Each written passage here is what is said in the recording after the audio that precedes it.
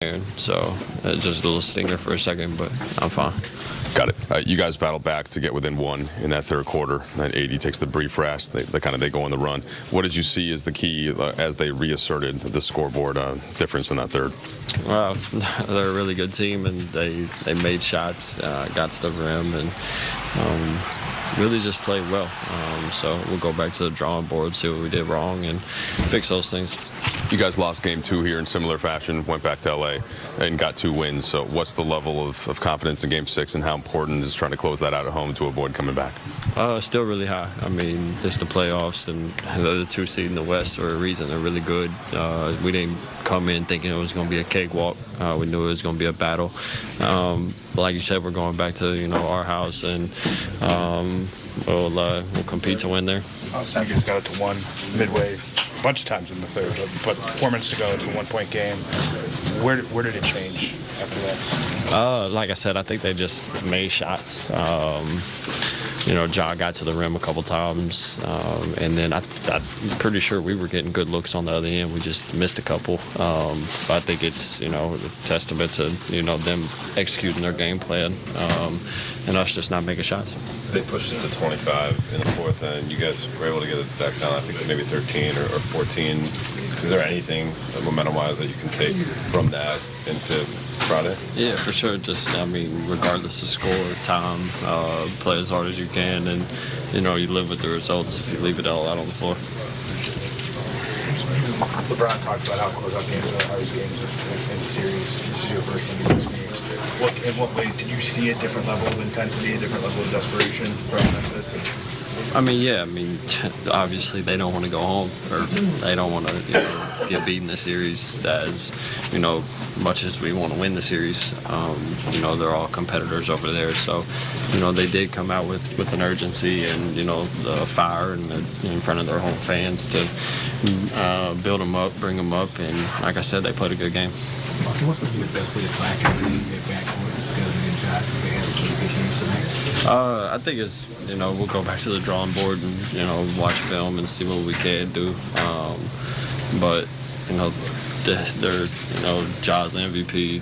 Bane was really good for the whole year, so they're good players. And like I said, we'll go figure out. Didn't knock down. He had some guys that struggled from the field. It's just unfortunate. We competed for most of the game, and again, it's a make-or-miss league, and you got to make open looks when you get them, and that's just the way the ball bounces sometimes. So our biggest thing is just to get back, fill our cups back up, and then go defend our home court just as they did tonight. Darvin, you made that run to get within 1 in the third quarter, and it looked like you're maybe trying to get AD a quick rest. Not just those minutes, but in general without AD, what do you guys have to do better? And is there any thought about we had some untimely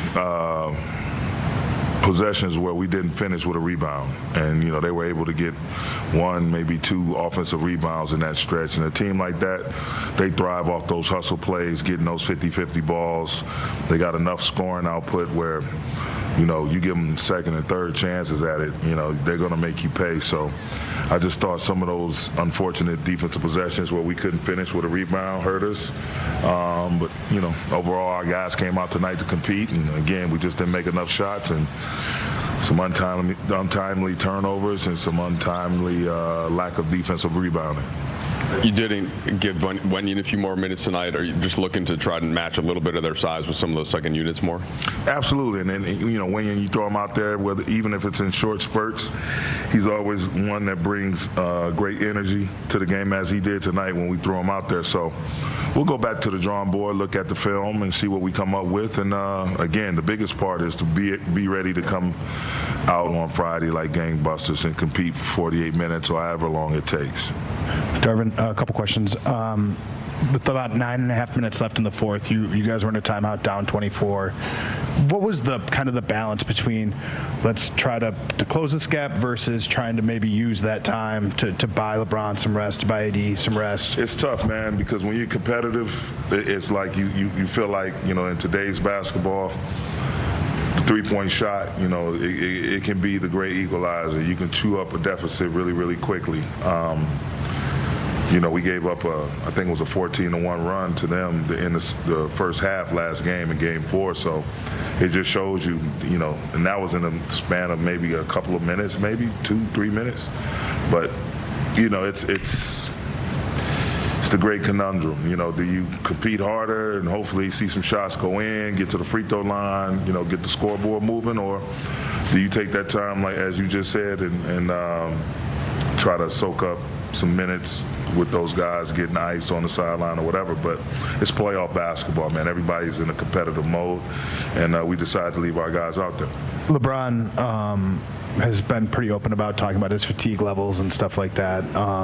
1 for 9 from 3 tonight. He was the first of the regulars to come out. Why did you choose that time with him? Just to start, you know, he and I made eye contact, and we had a nonverbal discussion, and it was time. You know, we're going to need him big on Friday. So Memphis desperation, them getting the ball in the paint quite a bit. The Lakers, unfortunately, continue to turn the ball over. They got out in open court quite a bit, and they were able to erase that comeback quickly and take it up to plus 15, 20 points. So game of runs, and Memphis had, better and more runs against, the Lakers in that game. Yeah, and I think, when you think about fights like in a home game, elimination game, one, your defense has to travel. Yeah. Like it has to be stifling. You have to create turnovers, like force the home team to be uncomfortable at some point. You may not be able to do that throughout the game, but at some point. And that was where the Lakers really struggled tonight. The Grizzlies' ability to get 56 points in the paint, the assist numbers were about even. The Grizzlies made more threes. The Lakers turned it over only 3 times, I think, in the second half, but couldn't force turnovers enough and disrupt them offensively enough to get the Lakers out in transition, which is where they are at their best offensively. And then, which we don't have to spend too much time on. LeBron definitely was just fatigued, which I think is understandable considering what he had to do in game number 4 to get the Lakers to this point. So all those things combined, Grizzlies been great at home all season. They won the game. Yeah, D-Fish, no doubt about LeBron, 5 for 17 tonight. He played 45 minutes in that OT win 2 nights ago. Look, the reason why the Grizz were the 2nd seed in the West, that backcourt, Desmond Bane, John Morant, they haven't had a game this series yet where they've both gone off until tonight. They combined for, 64 points? I mean, that's going to get you the W right there, especially when you're at home, where they had the second best home record, the best home record in the regular season, 35-6. The good news for the Lakers, and you see their numbers right there, I mean, that's outstanding right there.